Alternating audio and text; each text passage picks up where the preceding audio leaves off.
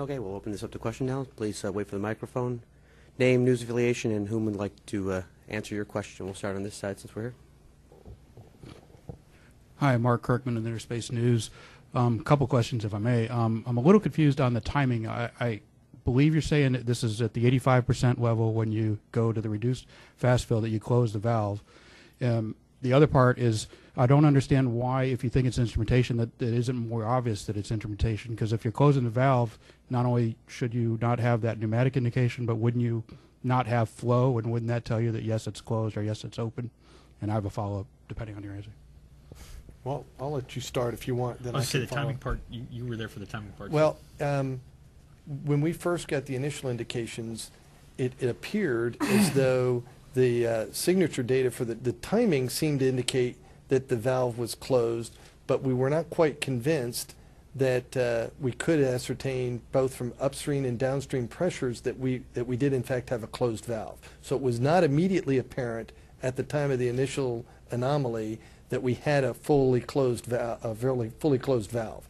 So, and the limitation in the launch commit criteria does not provide us the opportunity to perform a valve cycle, because we don't want that valve to fail closed, which would then essentially prohibit or limit our ability to perform the draining of the hydrogen commodity. So once we realized that we did not have that closed indication, and we suspected that it may have been a valve or either partial closure or an insufficient closure of the valve, we had to assume to the conservative that the valve might in fact have failed closed. So we wanted to cycle it back open to complete the drain and then think about it later. So per the limitation in the LCC, we were essentially constrained and could not perform valve cycles to confirm the functionality of the valve. Yeah, this is probably one of our conservative LCCs that really says that do everything in your power to avoid a condition that would lead you to having this keying on this valve break off and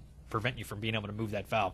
So at cryo conditions, it was difficult for the team in real time to determine that helium pressure signature and the temperature signature on both sides of the valve, because we were still in reduced topping or reduced fast fill. And so we had to kind of stabilize that before we could tell.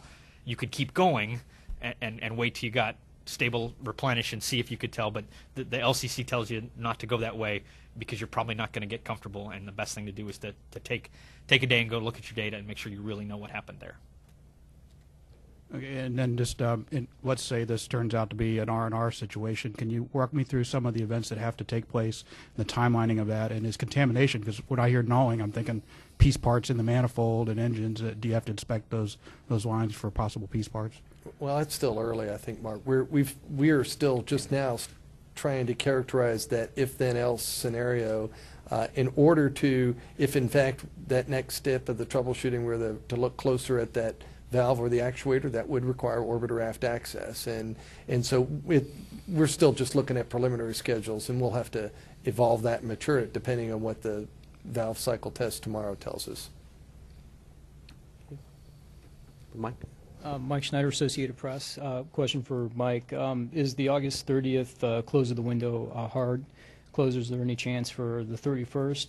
And also, is there any chance for negotiating with the range conflict? Yeah, from what we know so far, that's pretty much an unavailable range to us, so that's a hard conflict. And we're far enough away still that I'm not going to start negotiations. But if we got a little closer, we go obviously talk and make sure things are all still where we think they were. If I could ask one more question for Pete, will techs be going into the engine compartment at all? Negative. No. There's our current plans based on the path that we've laid out at this point is to perform those valve cycles from remote cursor commands from the firing room, and there is no intention at this point to gain access to the orbiter aft compartment. Bill Horowitz, CBS, with two from me.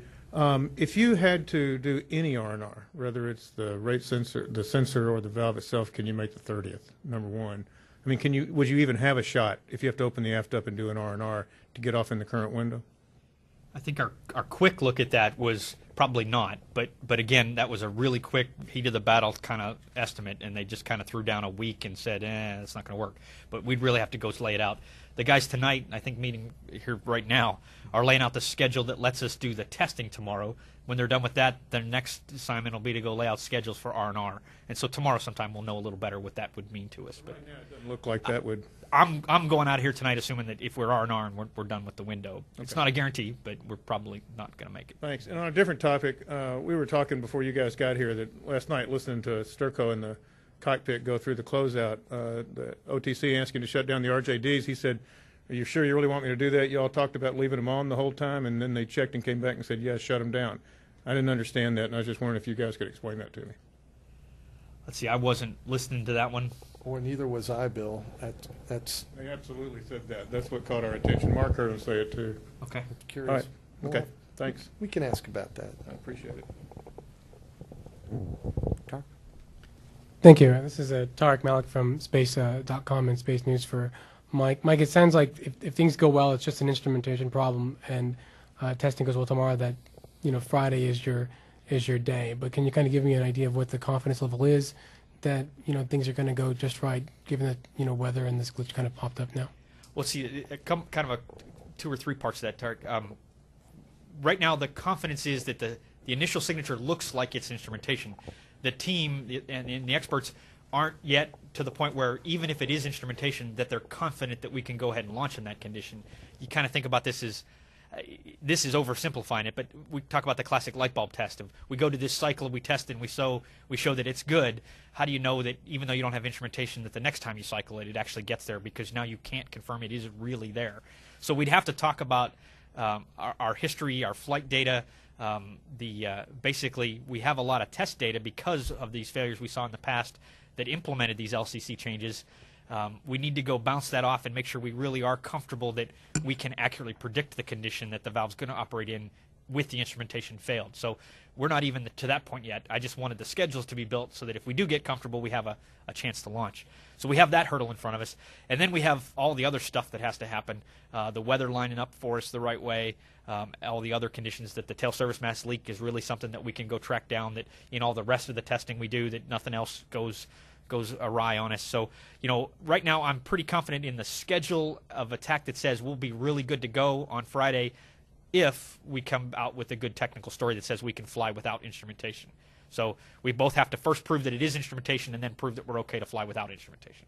And so we're not there yet. So another point to say that a 48-hour scrub is a good thing to let the team get ready to answer those questions. My name is Gregorio Meraz. I'm a reporter from Televisa News Network from Mexico. Now that you have discovered this problem, do you plan to conduct maybe a more extensive inspection in areas where you can detect this type of problems? And I also would like to ask you, what are going to do the astronauts while you are fixing? Well, let's see. We already have kind of a tightened up constraint. We change these valves out every 16 flights, and this would be the 16th flight for this valve, so it was going to be changed after this flight.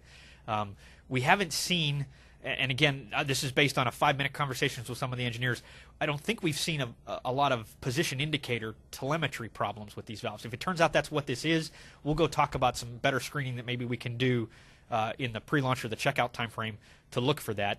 But if it turns out it's not, and it's really just this galling problem, we'll also have to go look at our constraints and limits to see if this does show up a little earlier than we thought. Maybe we have an issue there. So it's a little early to tell, but yeah, we will probably implement some change for the future based on what we learn.